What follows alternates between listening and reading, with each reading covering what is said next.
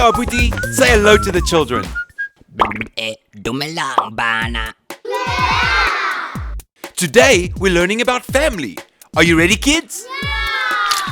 So, in this family, there is a father, there is a mother, a brother, and a sister. Now let's learn the words in Setswana. What is the word for father in Setswana? That's right, it's rre. And do you know what the word is for mother in Setswana? Very good, mme. Now, what is the word for sister in Setswana? That's right, kgaitsedi. And what is the word for brother in Setswana?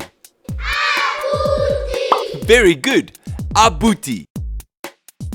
Now in this family, there is also a cat. What is the word for cat in Setswana? That's right, katsi.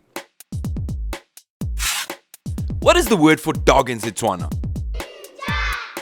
Very good, ntswa. So, we have re, mme, abuti, kgaitsedi, we have ntswa, and katsi.